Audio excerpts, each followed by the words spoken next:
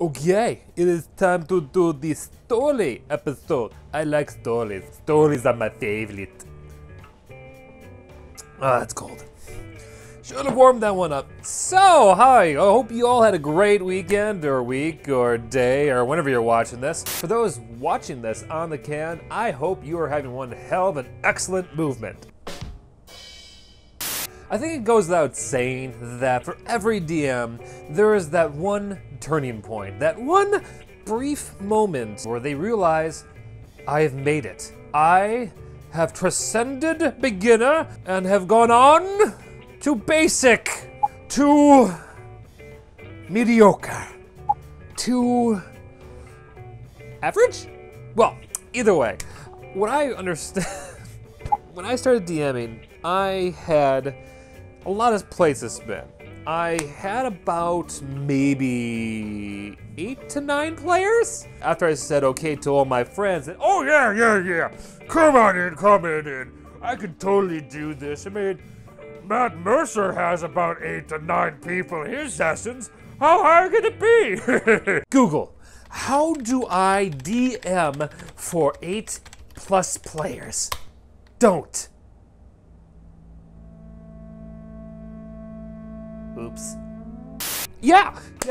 I learned the hard way after the fact, after I made the characters, made the plans. You really shouldn't have about 9 players, especially for a beginner, especially online. Since then, I've had to learn quite a lot to DM that many people at once. When I started planning for my first game, which was Curse of Strahd, I went about getting everything set up across the map. I was in my bedroom, I had the module to my left, the map to my right, and a big old notebook filled with all kinds of markings that only I would ever see as I go about concocting this grand timeline of events. The greatest would have been my own addition to the game.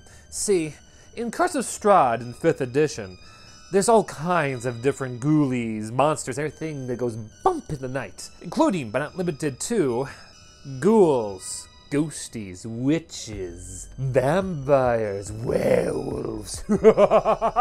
Anyone who loves Universal monster movies, it was like a buffet of potential. Except, my favorite monster was not there. Frankenstein's monster! I wouldn't let this go by. I had to have him in there. And I dove deep into the world of Ravenloft, the setting Curse of Strahd takes place in. And I found my tome, my piece of la resistance to bring my favorite golem, well in this case flesh golem, into the world that I was building. So needless to say, I was pretty stoked to get to this module. And I spent, multiple sessions, at least 5 months building this up. And much like the rest of my planning, where I went and created all kinds of politics, holidays, I had a whole pantheon of various gods ranging from life, death, order, chaos, that I just was all set to go. At least I thought that I was ready for anything my players could throw at me. Spoiler alert, I was not ready.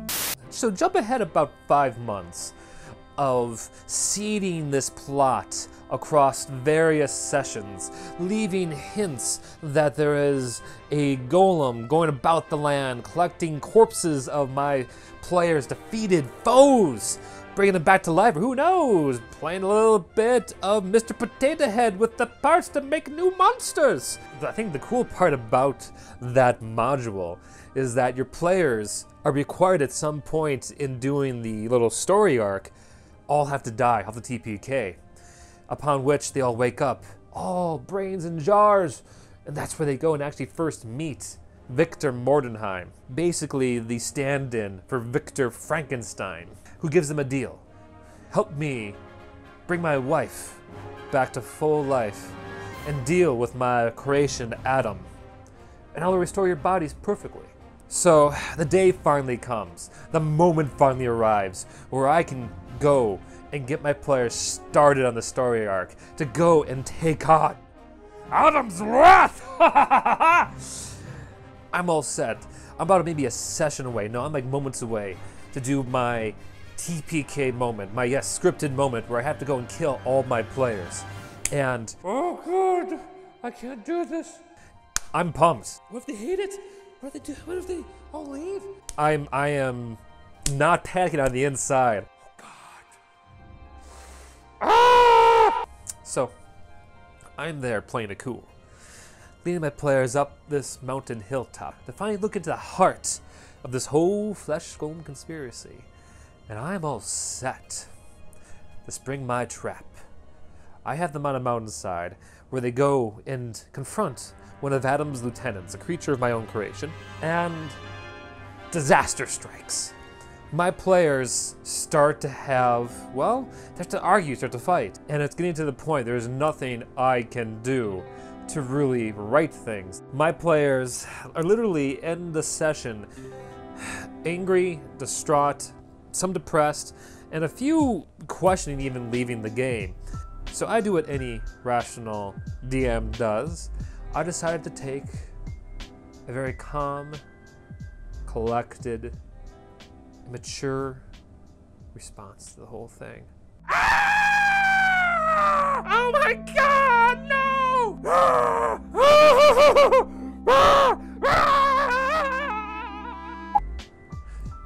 See, there was nothing to worry about. I had everything under control.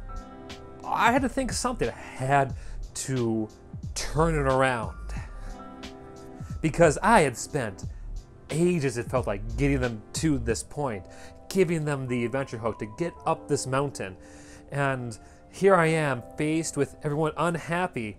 And my next note says, they go up the mountain, avalanche occurs, most of them dies.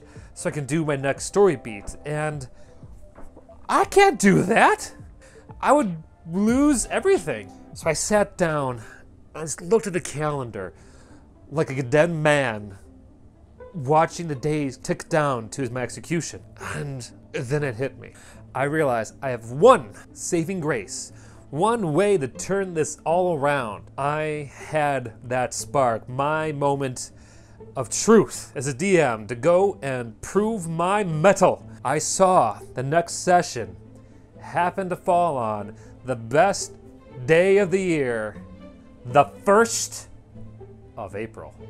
I had a bold plan. If I wanted to keep these players in, if I wanted them to come in without any bad feelings from the week prior, I had to put a shock to their system. So next week comes. All my players are getting in. They sit down at their desks and load up our Roll20 campaign page. I welcome in everyone calmly, coolly. I sit down and I go and start playing the Law and Order theme. I put them through a cop one-shot. I changed all of their characters and classes to different positions at a police station. But I changed my hunters to detectives. I made the bard the building's janitor. I did the whole 9 yards. I even made sure that the NPCs they saw around my main game were in there as little cameos. My players, the entire time, were just like questioning everything. They were trying to work out whether this was real, was this fake. Dude, what the hell's going on? I don't know, but I'm really enjoying it. They're loving it, to say the least. My players adored it. And the thing is, what I didn't tell them is that I was still doing my main plot. I was still doing everything I had planned. I just re-scripted it to fit a crime drama. Because that was the sheer brilliance. All my players thought this was just a break session. They thought, as they're going through, doing police chases and talking to very disgruntled rats fighting over pieces of pizza in an alleyway, that all of this was just fun-go-lucky time. No, that's the cool part. All of this actually was still canon and still is a part of my story at proper in this game world. See, this whole thing was all the inner workings of my Chaos God. I wrote it in that the whole adventure was him coming in to test the heroes and to see if they could really handle themselves. And I can't believe it worked. I really can't. I thought this was going to be my last session I was going to do, so I figured I'd go out with a bang. And I didn't. I really didn't. It actually turned around. I was able to go and give people the moments of release they wanted. The people who felt they didn't have the time to shine, I gave it to them in that. The people who wanted a chance to switch characters around, I used the fact that everything was topsy-turvy because of the chaos magic, that they could swap characters. I was able to go and even help a few players who really were upset that their builds weren't right and give them some items that really turned things around. It was on that day I really learned, while it is important to have plans and to have everything kind of worked out ahead of time, it's even more vital to be ready to switch things up a bit, to go and improvise to make things better for your players. And for your own fun too, because good lord did I have a blast. And that's what makes this game great, is that you can go and take one shitty day with your friends and turn it around into an afternoon of laughter. And that's why this game is so popular as it is. It's not really the adventure. It is not the chance to be a hero. It is being able to go and create incredible memories with your friends and have a few stories you can share to people online. And I want to hear them. If you have any, please let me know. And in the meantime, thank you all for listening. Stay awesome. I will see you next week. And yeah. Bye.